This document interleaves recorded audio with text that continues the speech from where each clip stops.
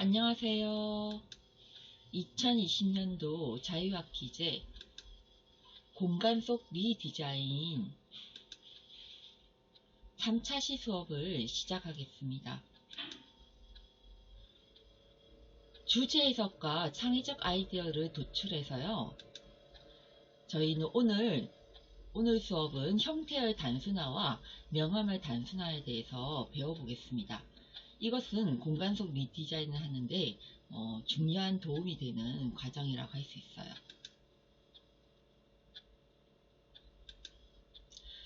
일단 저희가 창의적 아이디어를 하기 위해서는 발상에 대해서 좀 알아봐야 되겠죠.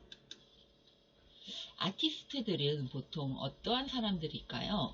그들은 늘 새롭게 바라보고 새로운 자신만의 관점과 세계관을 만들어내는 사람들입니다. 그러기 위해서 모든 것에는 새로운 의미를 창출해내야 합니다.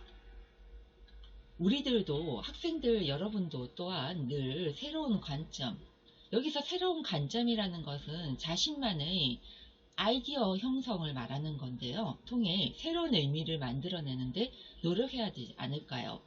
그것이 바로 새로운 창의적 아이디어를 형성하는 데 도움이 될 수 있겠어요. 자, 그럼 주제 해석과 창의적 아이디어를 도출하기 위해서는 형태의 단순화, 명암의 단순화, 그 다음에 여기서는 점묘화, 픽셀을 해보는 것이 도움이 많이 되는데요. 이것을 통해서 우리는 많은 중요한 것을 배우게 됩니다.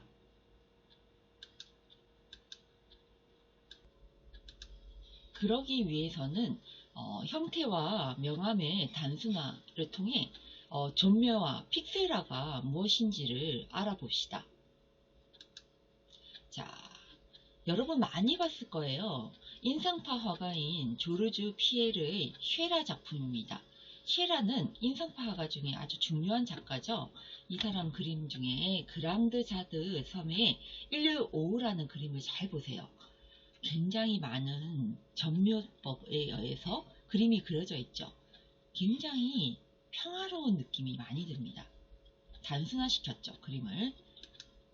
그 다음에 서커스라는 작품을 봐도 쉐라의 굉장히 노란색과 회색 톤을 색깔도 단순화시켰고요. 그 다음에 명암도 굉장히 점묘를 이용해서 사실적을 표현한 것이 아니라 점을 찍어서 명암을 점묘법에 의해서 표현했고요. 이것은 등에 보인 포즈라는 작품인데 이것은 굉장히 극명하게 잘 나타냅니다. 이 점묘법을 굉장히 점을 통해서 이 명암을 표현을 했죠. 굉장히 느낌이 확실해 보이죠. 그 다음 작품도 측면에 향한 포즈를 봐도 회색 톤과 약간 노란색 톤을 이용해서 점묘법으로 작품을 한 것을 볼 수 있습니다. 이렇듯 쉐라의 작품들은 모두 다 점묘법, 픽셀화를 통해 그림을 완성했는데요. 굉장히 그때 시대에서는 아주 파격적인 기법이라고 생각이 듭니다. 이것도 쉐라의 작품 중에 하나인데요. 우리 파리의 에펠탑은 원래 사실적으로 보면 이렇죠. 그렇지만 이렇게 쉐라의 작품 기법, 그러니까 점묘법을 통해서 보면 이런 단순화된 형태도 단순화되지만 명암도 아주 단순화돼서 그림을 표현이 가능하죠. 굉장히 훌륭합니다. 자, 이것은 좀 더 헐러와 근대 작가 중에 한 명이죠. 근대 현대 작가 중에 한 명인데, 자, 척크로스의 작품인데요. 척크로스는 1940년도 미국에서 태어나서 출생을 했고요. 대표적인 극사실주의 초상화입니다. 초상화 화가입니다. 그리고 1961년도에 대학을 졸업했고요.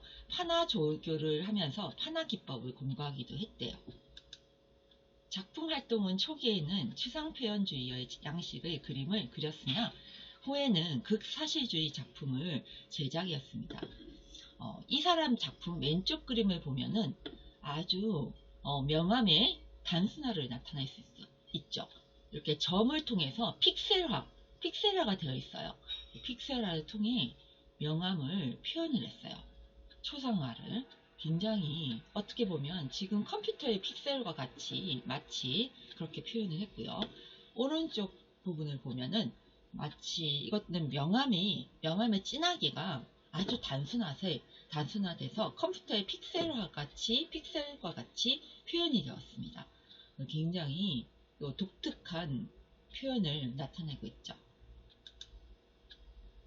정면의 얼굴을 마치 사진을 보는 것 같이 세밀하게 그린 초상화를 원래는 유명하지만 지금은 이런 식으로 픽사를 통해 또 초상화를 이렇게 표현을 해주었어요. 그리고 척크로스는 초기에는 추상표현주의의 양식의 회화 작품을 제작하였는데 주로 흑백으로 극사시주의 작품을 했고요. 작품의 소재로는 주변 인물들의 얼굴을 주로 다루었습니다. 그리고 60년대 중반에 그의 작업은 하이퍼리얼리즘, 아주 극사시주의의 역량으로 대형 초상화를 사실적으로 표현하기 시작했죠.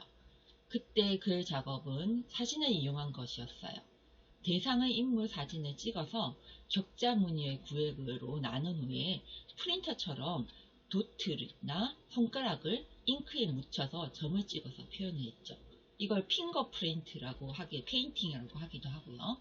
도트를 이용해서 했기 때문에 굉장히 전묘법으로 유명했던 거죠. 자신의 주관을 배제하고 극히 사실적으로 캔버스에 옮겨서 그리는 방식을 사용했습니다. 그 시기에 제작된 대표적인 작품으로는 자신의 얼굴을 그린 높이의 3m짜리 자화상과 동료 미술가를 모델로 한 조나 마크 작품이 있어요. 1972년부터 판화 작업을 시작했고요. 기존에 제작된 초상화를 다시 판화로 찍어내는 작품을 선보였어요. 그의 작품은 다양한 실험을 통해 판화 기법을 다양한 장르에서 보여주었고요. 메조 틴트나 에칭, 실크 스킨, 펄프 페이퍼 등 다양한 기법이 응용되어 작품이 제작됐죠. 특히 일본의 목판화에 우키요라는 목판화에 매료되어서 제작한 목판화 엠마가 굉장히 유명하다고 합니다. 그의 작품은 뉴욕 현대미술관이나 구겐하임 미술관, 뉴욕에 다 있죠. 런던의 데이트 갤러리, 뉴욕 휘트니 미술관 등 세계적인 유명 미술관에 소장되어 있습니다. 1988년도에 척추 혈관이 손상되어 하반신이 마비되었으나 이후에도 작품을 활동을 계속하고 있다고 합니다. 그래서 지금 저희가 앞에 봤던 척크로스의 작품과 같이 사진을 바탕으로 해서 점묘법을 했는데요. 이 두 작품은 점으로 묘사한 것은 아니고요. 자세히 이렇게 보면 디테일한 부분이 여기 나와 있어요. 못을 박아서요. 목 사이에 실을 엮어서 이렇게 표현을 했어요. 그러니까 마치 픽셀화가 된 것 같은 느낌인데요. 이것도 멀리서 보면 점묘와 같이 보이지만 실을 이용해서 엮어서 하나하나 만들었습니다. 굉장히 대단한 작품이죠. 이건 현대 작가 중에 점묘법을 이용한 작품입니다.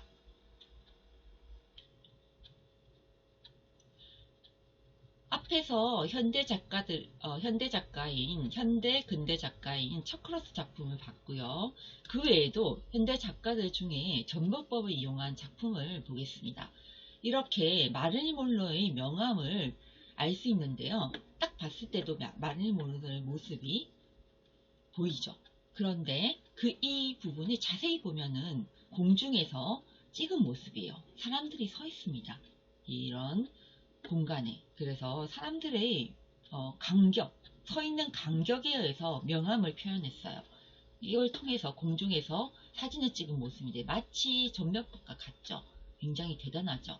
그 다음에 또 다른 작품이 하나 있어요. 이것은 벽에 책을 이용해서 표현을 한 건데요. 책의 표지에 색깔을 통해서 명암을 통해서 책의 표지 중에 진하기를 골라서 그 진하기를 통해서 명암을 단순화시켜서 배열을 한 거죠. 그 배열의 진하기를 통해서 네, 작가죠. 작품이죠. 어떻게 보면 진하기를 통해서 전묘법을 알아본 예인데요. 이것도 어떻게 보면 또 하나의 다른 전묘법을 이용한 작품이라고 할 수 있죠. 이것도 현대 작가의 작품 중에 전묘법을 이용한 작품인데 이런 아까 앞에서와 같이 평면을 이용한 작품뿐만 아니라 이렇게 입체를 이용한 작품도 전묘법을 이용할 수 있습니다. 자세히 보면 어떤 구름에 비가 오는 듯한 모습인데 이것이 멀리서 보면 마치 그렇게 보이지만 자세히 보면 이렇게 공들 이게 조명입니다. 조명이 작은 공의 조명을 통해서 조명을 매달았어요. 그래서 그것을 달아서 밑에서 이렇게 사람들이 이끌고 있죠. 이런 걸 통해서 하나씩 보면 조명입니다.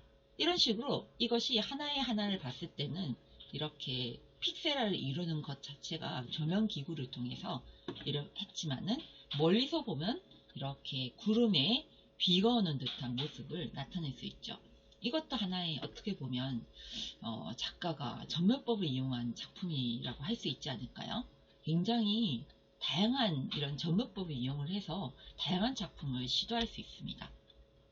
그래서 우리도 할 수 있겠죠. 자, 지금부터는 자신의 연필과 먹을 사용해서 눈, 코, 귀, 입 중에 하나를 선택해서 픽셀화, 전묘화를 해주세요.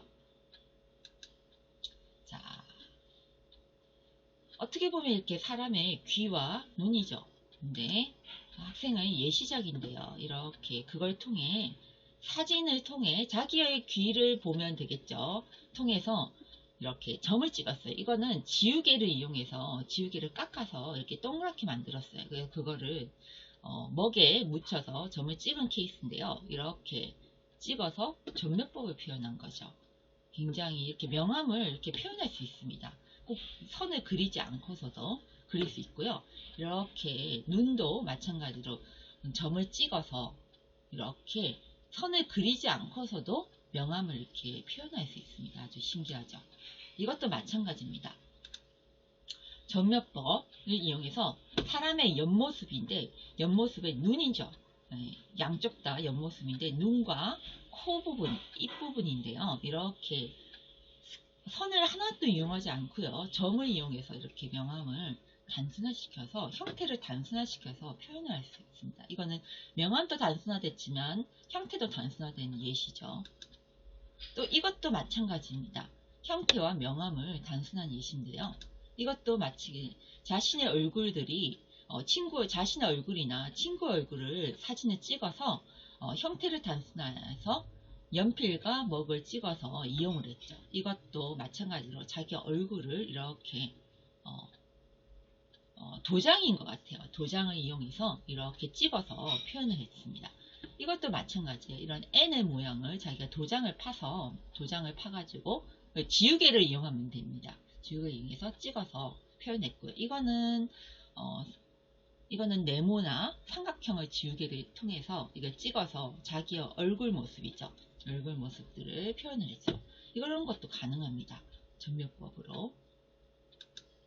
자, 이거는 꼭 사람의 모습이 아니라도 자신이 알고 있는 그림, 그런 것들을 서양화 작품이나 아니면 최근 현대 작품, 아니면 사진도 괜찮고요. 아니면 서양화 작가의 작품도 괜찮고요. 공예 작품도 괜찮습니다. 그런 것들을 사인펜을 이용했죠. 사인펜인데 이거는 굉장히 도트가 작죠. 이거는 도트의 크기는 너무 작으면 좀 힘들 수 있어요. 근데 이런 식으로 이용해서 이렇게 그림을 그렸습니다. 이것도 마찬가지예요. 전묘법을 이용해서 명암을 단순화해서 이렇게 표현했고요. 이것도 마찬가지입니다. 이용했습니다. 선을 그리면 안 됩니다. 선을 그리면 안 되는데 이 친구 그렸네요. 선을 그리지 않고 이렇게 점만을 이용해서 표현을 해야 되는 겁니다. 그래서 사진이나 그림을 명암을 단순화해서 펜이나 먹을 이용해서 찍어본 작품이라고 할 수 있습니다.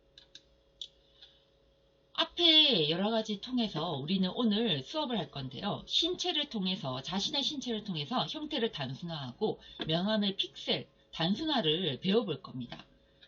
이걸 하는 이유는 우리가 디자인을 하기 위한 건데요. 리디자인을 잘하기 위해서는 명암을 단순화시킬 수 있어야 돼요. 그 다음에 그러기 위해서 저희가 연필이나 사인펜, 먹을 이용해서 눈, 코, 귀, 입 중에 하나를 선택해서 픽셀화를 완성해 볼 겁니다. 유의사항은 재료는 연필이나 먹을 사용해서 스탬프로 찍어서 완성을 해보고요. 근데 여기서는 펜도 상관이 없을 것 같긴 합니다.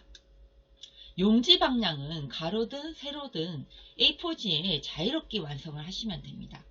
도트가 이렇게 작으면 좀 힘들 수 있어요. 그리고 선을 그으시면 안 됩니다. 선을 그으시면 안 되고 점을 찍어서 표현을 하셔야 됩니다.